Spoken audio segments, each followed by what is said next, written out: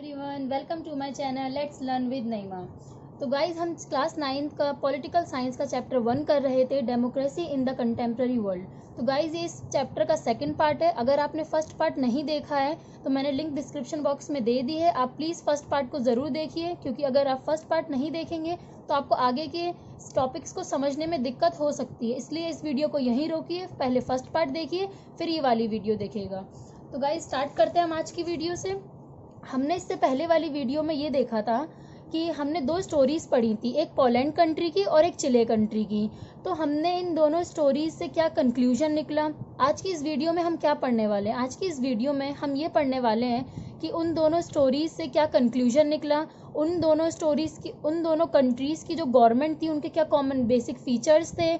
आगे हम पढ़ेंगे डेमोक्रेसी किसे कहते हैं, डेमोक्रेसी के बेसिक फीचर्स क्या हैं, और हम ये पढ़ने वाले हैं आगे लास्ट में कि डेमोक्रेसी जो है वो वर्ल्ड में कैसे स्प्रेड हुई, और हम इसे मैप के थ्रू स्टडी करेंगे। तो गाइस स्टार्ट करते हैं conclusion from the two stories. तो उन दोनों स्टोरीज जो हमने पढ़ी थी चिले और पोलैंड कंट्री की, उनसे क्या कंक्लूजन निकला। तो चिले कंट्री जो थी, पहले वो वहाँ पे रूलर कौन थे? आइंदे। आइंदे की वहाँ पे सरकार थी, वो डेमोक्रेटिक गवर्नमेंट थे, ठीक है। लेकिन इसके बाद क्या हुआ, वहाँ पे नॉन डेमोक्रेटिक मिलिट्री गवर्नमेंट ने अपना वहाँ ओवरथ्रोन कर लिया, और वो किसकी सरकार थी? नॉन डेमोक्रेटिक पिनोशे की। उसके बाद क्या हुआ कि वहाँ पर डेमोक्रेसी वापस आ गई। पोलैंड की अगर हम बात करें तो इसमें बोल रहे हैं transition from non democratic government to a democratic government. मतलब इसमें कहाँ से ट्रांजिशन हुआ है? नॉन डेमोक्रेटिक गवर्नमेंट से एक डेमोक्रेटिक गवर्नमेंट में ट्रांजिशन हुआ है। तो गाइस सिंपली ये बोल रहे हैं कि पहले चिले में हमारी डेमोक्रेटिक गवर्नमेंट थी, और फिर बाद में नॉन डेमोक्रेटिक गवर्नमेंट हुई, और फिर दोबारा से डेमोक्रेसी का रिस्टोरेशन हुआ। लेकिन पोलैंड में क्या हुआ? नॉन डेमोक्रेटिक गवर्नमेंट थी पहले, और वहाँ पे डेमोक्रेटिक गवर्नमेंट हुई। तो गाइज आप सब देख सकते हैं कि हमने स्टोरीज से क्या समझा। स्टोरीज से हमने यही समझा है कि डेमोक्रेसी जो है वो कभी भी आ भी सकती है और कभी भी छीनी भी जा सकती है। एक कंट्री गवर्नमेंट जो कि डेमोक्रेटिक गवर्नमेंट है वो नॉन डेमोक्रेटिक गवर्नमेंट भी बन सकती है, और एक जो नॉन डेमोक्रेटिक कंट्री है वो एक डेमोक्रेटिक कंट्री भी बन सकती है। तो गाइज अगर हम इन दोनों कंट्री की गवर्नमेंट का कंपैरिजन करें, तो चिले जो थी यहाँ पे मिलिट्री का रूल चल रहा था, और पोलैंड में एक पॉलिटिकल पार्टी का रूल चल रहा था। और चिले की कंट्री में ऐसा कोई दावा नहीं किया था कि वो वर्किंग क्लास को फेवर करेगी। इसमें साफ साफ ये क्लेम किया था इसने कि ये बिग कैपिटलिज्म को बढ़ावा देगी। लेकिन पोलैंड की सरकार ने वहाँ पे ये दावा किया था कि वो वर्किंग क्लास को फेवर देगी, वर्किंग क्लास के बिहाफ पे रूल करेगी। इन दोनों कंट्री की गवर्नमेंट के कुछ बेसिक कॉमन फीचर्स थे। वो क्या थे कि इन दोनों, पहला ये था कि यहाँ के लोगों को कोई अधिकार नहीं था कि वो अपनी गवर्नमेंट को चूज करें या फिर चेंज कर सकें अपने रूलर्स को। दूसरा ये था कि यहाँ के लोगों के पास कोई ऐसी फ्रीडम नहीं थी कि वो अपने व्यूज़ को एक्सप्रेस कर सकें, कोई एसोसिएशन को फॉर्म कर सकें, या फिर कोई प्रोटेस्ट ऑर्गेनाइज कर सकें, या कोई भी पॉलिटिकल एक्शन को कर सकें। यहाँ पे ये दोनों कॉमन फीचर्स थे जो इन दोनों कंट्रीज में कॉमन थे। तो गाइज आइंदे, वेलेशा, बैशले, इनके जो व्यूज़ थे, इनकी जो अप्रोचेस थी सोशल इकोनॉमिक मैटर्स को लेके, वो अलग अलग थी सबकी। तो देखते हैं हम। आइंदे जो थे वो क्या चाहते थे? वो ये चाहते थे कि गवर्नमेंट का पूरा कंट्रोल हो सारी बिग इंडस्ट्रीज में, और जितनी भी कंट्री की इकोनॉमी है सब पे कंट्रोल हो किसका? गवर्नमेंट का। लेकिन वेलेशा क्या चाहते थे? वेलेशा चाहते थे कि जो मार्केट है वो बिल्कुल फ्री हो, वहाँ पे गवर्नमेंट का कोई भी इंटरफेरेंस ना हो। आप देख सकते हैं कि बिल्कुल इनकी थिंकिंग जो थी, अप्रोच थी, बिल्कुल अपोजिट थी।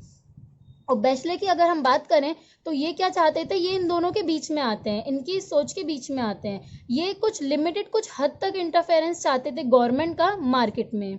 लेकिन उसके बावजूद भी इनकी जो तीनों की गवर्नमेंट थी उसके कुछ बेसिक फीचर्स थे। वो क्या थे? पहला ये था कि इनकी जो सरकार थी, इनकी जो गवर्नमेंट थी, वो इलेक्टेड बाय द पीपल थी। इनकी गवर्नमेंट को इलेक्टेड मतलब लोगों ने इलेक्ट किया था, और इनकी जो गवर्नमेंट थी वो किसी आर्मी की या फिर अनइलेक्टेड लीडर्स की या फिर एक्सटर्नल पावर्स की गवर्नमेंट नहीं थी। और दूसरा ये था कि यहाँ के लोगों को कुछ बेसिक पॉलिटिकल फ्रीडम्स भी मिली थी। तो गाइज आप देख सकते हैं कि हमने जो स्टोरीज पढ़ी, जितना भी अभी तक हमने चैप्टर पढ़ा है, इससे आपको अंदाजा हो ही गया होगा कि डेमोक्रेसी का मतलब क्या होता है। तो व्हाट इज डेमोक्रेसी? तो democracy is a form of government that allows people to choose their rulers. Democracy जो है एक फॉर्म ऑफ गवर्नमेंट है, मतलब एक गवर्नमेंट का प्रकार है जिसमें लोगों को ये अधिकार होता है कि वो अपने रूलर्स को चूज कर सकते हैं। डेमोक्रेसी के फीचर्स, डेमोक्रेसी में क्या होता है, ये हम बेसिकली फीचर्स की बात कर रहे हैं, फीचर्स ऑफ डेमोक्रेसी। तो पहला फीचर ये है कि leader, only leader elected by people should rule the country. जो लीडर जो है, जिसको लोगों के द्वारा जो इलेक्ट किया गया है, वही लीडर सिर्फ रूल कर सकता है कंट्री को। पहला ये था। और दूसरा फीचर क्या है, दूसरा फीचर ये है कि people have the right freedom to express views, freedom to organise and freedom to protest. लोगों के पास अधिकार होगा कि वो उनके पास अधिकार होगा कि वो अपने व्यूज को एक्सप्रेस कर सकें, कोई भी चीज़ ऑर्गेनाइज कर सकें, या फिर प्रोटेस्ट का फ्रीडम होगा उनके पास। तो गाइज ये ये आपने फीचर्स पढ़े। पहला फीचर कि वही जो लीडर इलेक्ट किया गया लोगों के द्वारा, वही कंट्री में रूल करेगा। और दूसरा आपने ये पढ़ा कि लोगों के पास कुछ फ्रीडम होंगी, जैसे freedom to express views, freedom to organise and freedom to protest. तो गाइज इन जितनी भी कंट्री है वर्ल्ड में जिनमें ये 2 पॉइंट्स जो है अप्लाई हो रहे हैं, तो वो कंट्री जो है वो डेमोक्रेटिक कंट्री कहलाती है। The changing map of democracy. अब हम ये देखेंगे कि कैसे डेमोक्रेसी जो है वो all over the world spread हुई है। पहले हम ये देख लेते हैं कि हमने जो स्टोरीज पढ़ी थी, किसकी, चिले कंट्री की और पोलैंड की। तो इसमें हमने क्या देखा कि डेमोक्रेसी में ट्रांजिशन हो रहा है, मतलब डेमोक्रेसी में डेमोक्रेटिक गवर्नमेंट से नॉन डेमोक्रेटिक गवर्नमेंट बन रही है, और नॉन डेमोक्रेटिक गवर्नमेंट से डेमोक्रेटिक गवर्नमेंट बन रही है। और हमने क्या देखा, चैलेंजेस टू डेमोक्रेसी, कैसे वहाँ के लोगों को चैलेंज करना, मतलब क्या चैलेंजेस उनको फेस करने पड़े कि डेमोक्रेसी को लाने के लिए। फिर हमने मिलिट्री कूप के बारे में पढ़ा कि इसका क्या मतलब होता है। फिर हमने देखा कि struggles of the people to bring back democracy, और जिन कंट्रीज से डेमोक्रेसी को मिलिट्री ने ओवरथ्रोन कर लिया था, जिन कंट्रीज पे, वो वहाँ के लोगों ने क्या स्ट्रगल किया था अपनी डेमोक्रेसी को वापस लाने के लिए। तो गाइज इसमें हम हमारी बुक में 3 मैप्स दे रखे हैं। इस बुक में 3 मैप्स दे रखे हैं, 1, 2 एंड 3। तो हम इस मैप को एक एक करके स्टडी करेंगे। गाइज अब हम फर्स्ट मैप स्टडी करेंगे। फर्स्ट मैप में हमें क्या दे रखा है, डेमोक्रेटिक गवर्नमेंट्स इन 1900 टू 1950। तो ये रेड मार्क जो है, ये क्या रेड कलर जो है ये क्या शो कर रहा है, डेमोक्रेटिक गवर्नमेंट इन 1900 एंड 1950। जितनी भी कंट्रीज में डेमोक्रेटिक गवर्नमेंट बनी है 1900 से 1950 के बीच में, उसमें रेड कलर है। तो इनमें कौन कौन सी कंट्रीज इंक्लूडेड है, फर्स्ट कनाडा, ये पूरा कनाडा है। ये यूनाइटेड स्टेट्स ऑफ अमेरिका, ये भी यूएसए का हिस्सा है। नीचे हम देखेंगे ये छोटा सा, ये है होंडुरस। उसके बाद ये छोटा सा है, ये कोस्टारिका। उसके बाद हम साउथ अमेरिका में देखेंगे। साउथ अमेरिका में ये कंट्री है पेरू, ये है पेरू, बलीविया, और ये लास्ट, और ये साइड में दे रखा है जो ये है चिले, और ये अर्जेंटीना। ये वही चिले है जिसकी स्टोरी हमने पढ़ी थी, और ये है अर्जेंटीना। अगर हम यूरोप की बात करें तो यूरोप की अगर हम बात करें तो यूरोप में पहला है नॉर्वे, उसके बाद यूके की एक कंट्री को छोड़ के बाकी 3 countries, Scotland, England and Wales. उसके बाद ये फ्रांस, आप देख सकते हैं फ्रांस। उसके बाद ये छोटा सा नीचे है ग्रीस, और यहाँ पे लास्ट में एक है न्यूजीलैंड। तो गाइज आप इस मैप में ये देख सकते हैं कि एशिया और अफ्रीका के कॉन्टिनेंट में एक भी कंट्रीज ऐसी नहीं है जिनमें कोई डेमोक्रेटिक गवर्नमेंट बनी 1900 से 1950 के बीच में। लेकिन अब ये ऑरेंज कलर जो है ये क्या शो कर रहा है, जितनी भी डेमोक्रेटिक गवर्नमेंट्स बनी कब, 1950 में, 1900 में नहीं, 1950 में जितनी भी डेमोक्रेटिक गवर्नमेंट्स बनी उसको शो कर रहा है। तो गाइज अगर हम नॉर्थ अमेरिका की बात करें तो इसमें ये क्यूबा है, और उसके बाद यहाँ पर ये ग्वाटेमाला, ये इतना बड़ा सा ब्राज़ील के बाद ये है इक्वाडोर। अगर हम यूरोप की बात करें तो यूरोप में है स्वीडन, फिर फिनलैंड, और यहाँ पे ये इटली के ऊपर है हमारा ऑस्ट्रिया, और ये टर्की है। टर्की जो है ये एशिया और यूरोप के बीच में आती है। टर्की के नीचे ये सीरिया, और ये अफ्रीका में इजिप्ट। और ये गाइस आप ये देख सकते हैं कि अब जो है 1950 में एशिया और अफ्रीका के कॉन्टिनेंट में भी अब कंट्रीज में डेमोक्रेटिक गवर्नमेंट बननी स्टार्ट हो गई। जैसे इजिप्ट में, और यहाँ एशिया में क्या, पाकिस्तान, इंडिया, बांग्लादेश। तो गाइज ये 1950 की बात कर रहे हैं। उस टाइम पे ये पाकिस्तान और बांग्लादेश जो था ये एक कंट्री थी। ये बांग्लादेश को उस टाइम पे बोलते थे ईस्ट, उस टाइम पे बांग्लादेश को ईस्ट पाकिस्तान बोलते थे और पाकिस्तान को वेस्ट पाकिस्तान बोलते थे। लेकिन 1971 के बाद जब बांग्लादेश को पाकिस्तान से आज़ादी मिली, तब क्या हुआ, ये दोनों अलग अलग कंट्रीज बन गई। एक ये पाकिस्तान बन गई और ये बांग्लादेश बन गई। उसके बाद आप ये कंट्री देख सकते हैं, ये है म्यांमार। इसका पहला नाम था बर्मा, बाद में म्यांमार नाम रख दिया गया इसका। ये आप देख सकते हैं फिलीपींस। उसके बाद ये ऑस्ट्रेलिया की ऑलमोस्ट सारी कंट्रीज में डेमोक्रेटिक गवर्नमेंट आ गई थी, आप देख सकते हैं। तो गाइज अब ये हमारा फर्स्ट मैप कंप्लीट हो गया। अब हम सेकंड मैप को स्टडी करेंगे। आप देख सकते हैं गाइज, सेकंड मैप जो है वो किस टाइम पीरियड की बात कर रही है, कर रहा है 1975। अब इस मैप में हम क्या देखेंगे कि कितनी कंट्रीज डेमोक्रेटिक गवर्नमेंट्स बनी 1975 में। तो पहला है ये वही कनाडा, पहला है ये कनाडा। उसके बाद यूनाइटेड स्टेट्स ऑफ अमेरिका। उसके बाद आता है हमारा ये कोलंबिया, ये वेनेजुएला के बाद है ये गयाना, और गयाना के बाद ये है अर्जेंटीना। तो गाइज आप इस मैप में एक चीज नोटिस कर सकते हैं कि पहले मैप में हमने देखा था कि यहाँ पर कितनी सारी कंट्रीज थी साउथ अमेरिका की जिनमें डेमोक्रेटिक गवर्नमेंट थी, जैसे कि ये पेरू, बोलीविया, चिले, अर्जेंटीना। लेकिन 1975 में इन कंट्रीज से डेमोक्रेटिक गवर्नमेंट हट गई। तो गाइज इन मैप्स में हम ये भी देख रहे हैं कि कैसे डेमोक्रेटिक गवर्नमेंट कब किस टाइम पे किस कंट्री में डेमोक्रेटिक गवर्नमेंट थी और किस टाइम पे हट गई वो। अगर हम यूरोप की बात करें तो यूरोप में हमारा आ जाता है ये नॉर्वे, स्वीडन, और ये है हमारा फिनलैंड, ये है हमारा यूके। और यूके जो है 4 कंट्रीज से मिलके बना है। पहला है हमारा स्कॉटलैंड, दूसरा है हमारा इंग्लैंड, तीसरा है हमारा नॉर्दर्न आयरलैंड, चौथा है हमारा वेल्स। ये 4 कंट्रीज हैं, 1, 2, 3 एंड 4। ये 4 कंट्रीज है जिससे मिलके यूके बना है। तो इसमें यूके भी आता है। और ये नीचे जो दे रखा है ये छोटा सा, ये हमारा आइलैंड है, और इसके ऊपर जो है वो नॉर्दर्न आइलैंड है। उसके बाद आता है हमारा जर्मनी के बाद आप ये देख सकते हैं छोटा सा, ये है नेदरलैंड्स के नीचे फिर छोटा सा है ये, इसके नीचे फिर छोटा सा है ये बेल्जियम के बाद फ्रांस के बाद ये छोटा सा स्विट्जरलैंड के नीचे इटली के बाद ये ग्रीस, और ये है टर्की। यहाँ एशिया की अगर हम बात करें तो यहाँ पाकिस्तान, इंडिया। देखो गाइज यहाँ से बांग्लादेश हट गया, मतलब 1975 के टाइम पे बांग्लादेश में डेमोक्रेटिक गवर्नमेंट नहीं थी। फिर यहाँ से हम आ जाते हैं, ये है थाईलैंड। ये नीचे का ये पूरा थाईलैंड है, यहाँ से ये नीचे का और ये वाला इतना जो पार्ट है ये दोनों क्या है, मलेशिया। और ये वाला पार्ट है हमारा ब्रूनी। ये ऊपर वाला पार्ट ये है जापान, और ये ऑस्ट्रेलिया है, और ये ऑस्ट्रेलिया के ही पार्ट में आती है। न्यूजीलैंड ऑस्ट्रेलिया के ही कॉन्टिनेंट में आता है। और ये है हमारा पपुआ न्यू गिनी। तो गाइज हमने सेकंड मैप को भी स्टडी कर लिया है। अब हम थर्ड मैप की तरफ चलते हैं।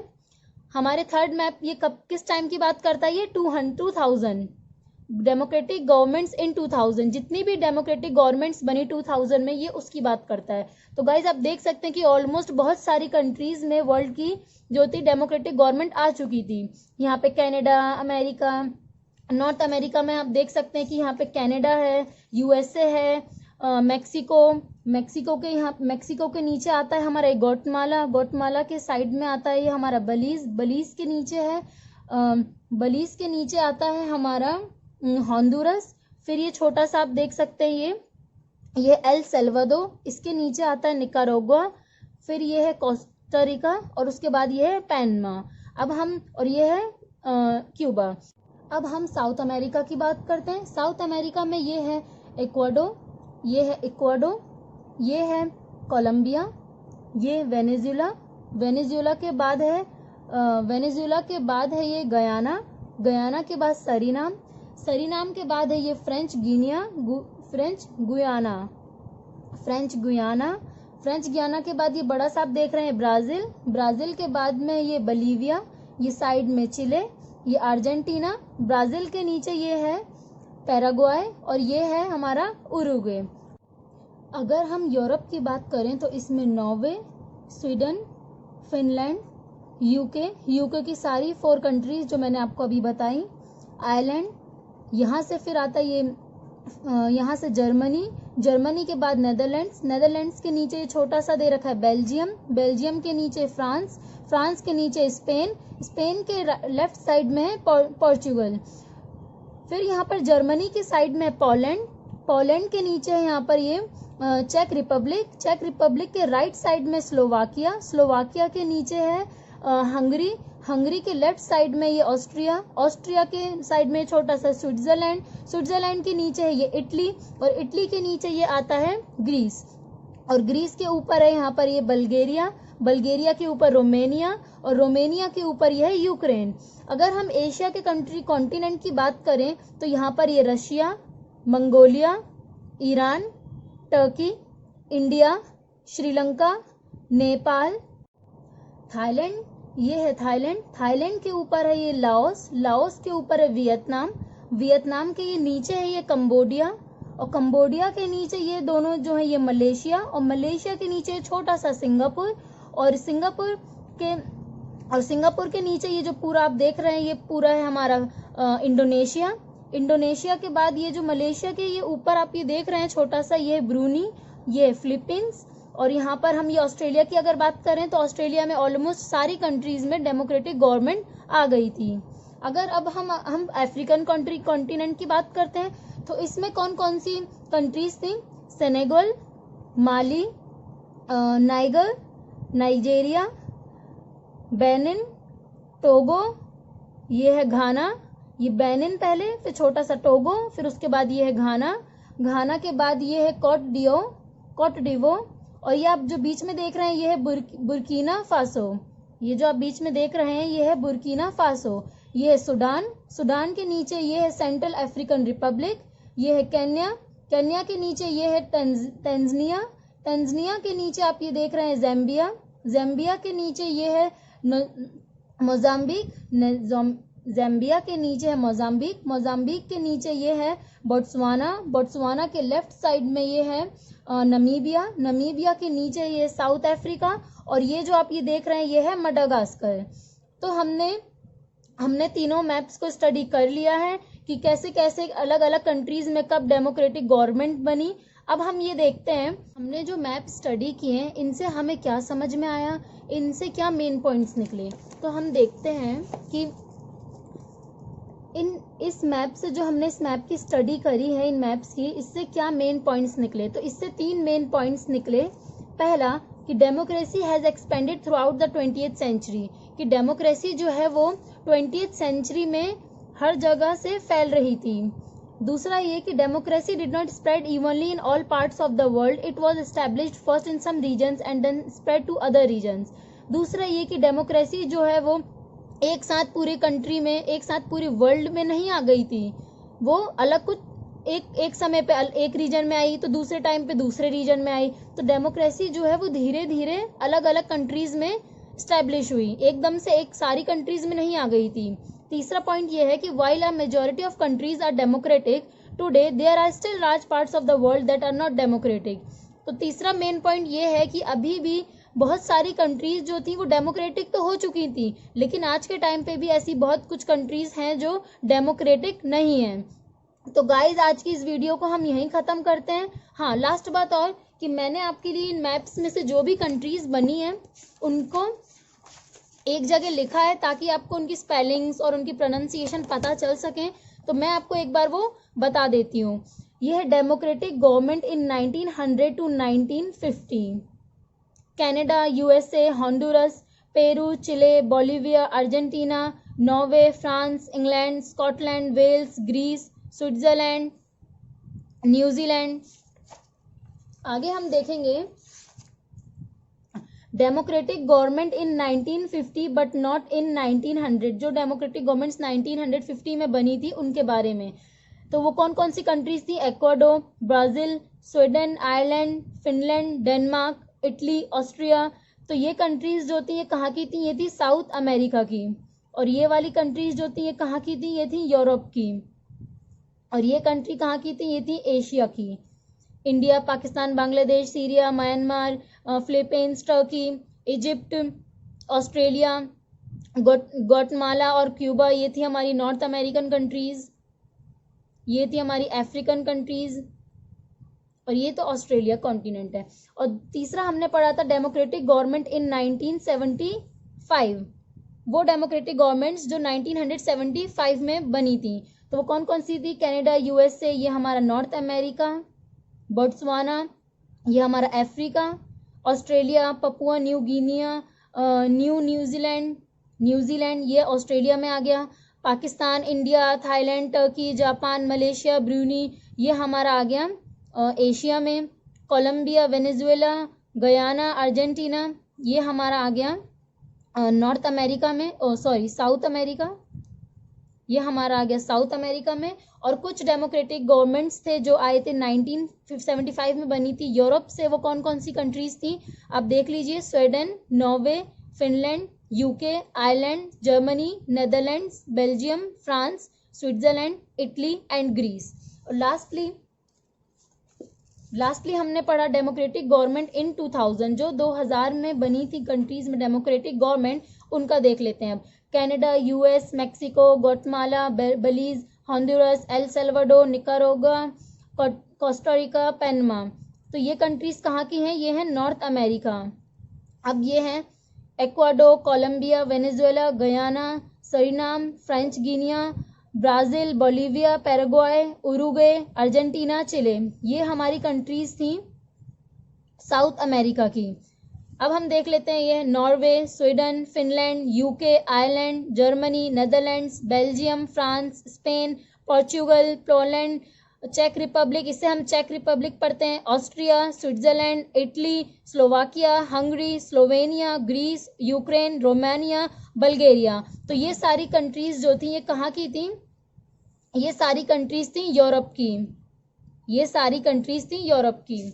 और अब हम आगे देख लेते हैं Senegal, Mali, Niger, Nigeria, Benin, Togo, Ghana, Cote d'Ivoire, Burkina Faso, Sudan, Central African Republic, Kenya, Tanzania, Zambia, Mozambique, Namibia, Botswana, South Africa and Madagascar. ये सारी कंट्रीज जो थी ये कहाँ की थी? ये थी हमारी अफ्रीका की। अब हम आगे देख लेते हैं Papua New Guinea, Australia, New Zealand, ये सारी ऑस्ट्रेलिया की थी। और lastly Russia, Turkey, Iran, India, Nepal, Bangladesh, Sri Lanka, Thailand, Laos, Vietnam, Cambodia, Malaysia, Bruny, Singapore, Indonesia, Philippines, Mongolia, north Korea, south Korea, Japan, ये सब कहाँ की कंट्रीज थी? ये सब थी एशिया की। तो आई होप गाइज आपको ये चैप्टर समझ में आया हो। मैंने जितना भी पढ़ाया है आज की इस वीडियो में हम इतना ही पढ़ेंगे। Thank you so much guys for watching this video. अगर आपके कोई भी डाउट है तो आप मुझे कमेंट कर सकते हैं, और अगर आपको ये वीडियो ज़रा भी हेल्पफुल लगी हो या इन्फॉर्मेटिव लगी हो तो please give it a big thumbs up and share and subscribe करना मत भूलना। Okay bye.